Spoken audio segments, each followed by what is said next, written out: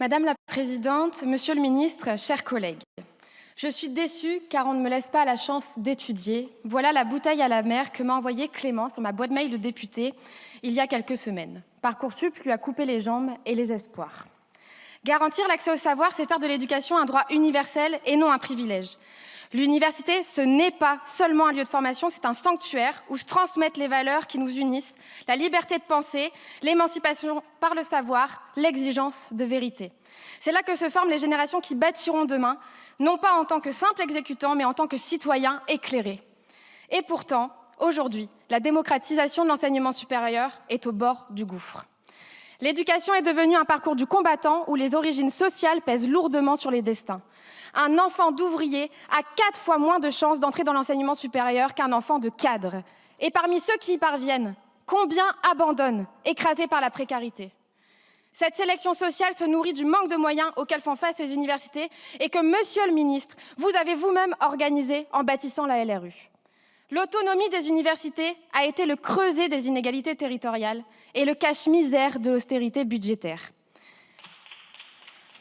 La part du budget de l'enseignement supérieur et de la recherche dans celui de l'État n'a jamais été aussi faible. Et aujourd'hui, ce sont 4 universités sur 5. 4 universités sur 5 qui se trouvent en déficit. Mais je ne vous apprends rien puisque même les présidents d'université sont venus manifester jeudi dernier sous la neige devant votre ministère. Vous prétendez défendre l'excellence des universités. Et pourtant, vous leur imposez de supprimer des heures de cours. Vous n'avez que faire de l'émancipation de la jeunesse, ni des besoins urgents en formation pour répondre aux crises sociales, démocratiques et bien évidemment écologiques. Avec mon groupe parlementaire, La France Insoumise, nous portons un plan de bifurcation écologique. Nous faisons preuve de cohérence. Pour rendre cette planification possible, il faut avant tout commencer par définir les besoins en formation et en qualification, et donc ouvrir des places. Mais la situation des universités aujourd'hui n'est pas un hasard, monsieur le ministre, c'est l'œuvre d'une cynique stratégie. Vous avez sciemment orchestré cette pénurie dans un dessein libéral à peine voilé. Vous avez affaibli le service public, vous avez renforcé la reproduction des élites, vous voulez offrir aux entreprises une main-d'œuvre bon marché parce que moins diplômée, et vous ouvrez grand les portes aux formations privées de piètre qualité en leur donnant pignon sur rue. Parcoursup est la conséquence la plus implacable de ce modèle néolibéral. Des milliers de jeunes, chaque année, se heurtent à ce mur, broyés par un système froid et impitoyable. Est-il tolérable qu'un algorithme tranche l'avenir d'un jeune de 18 ans?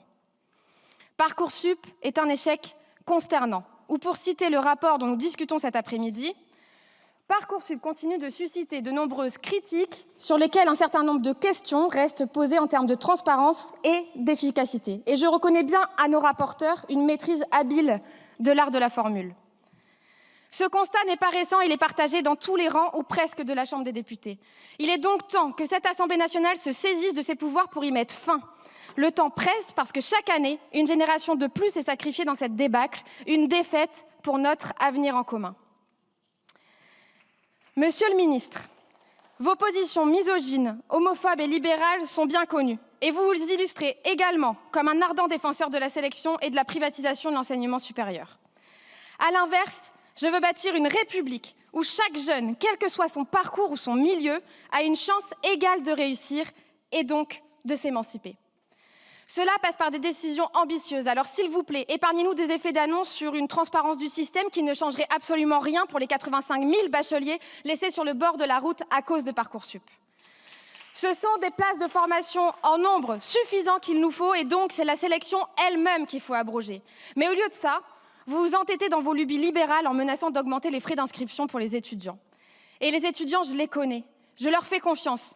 Leur mobilisation actuelle à Sciences Po ou à Strasbourg leur font d'ailleurs honneur. Ils vous en empêcheront, comme le préambule de la Constitution de 1946 d'ailleurs, car il garantit l'égal accès de l'enfant et de l'adulte à l'instruction, ainsi que la gratuité de l'enseignement public à tous les degrés, ne vous en déplaise. L'enseignement supérieur est un bien commun, celui de tous, celui de Clément et de chaque jeune qui rêve d'apprendre, d'avoir une place, en somme, et de construire un avenir meilleur.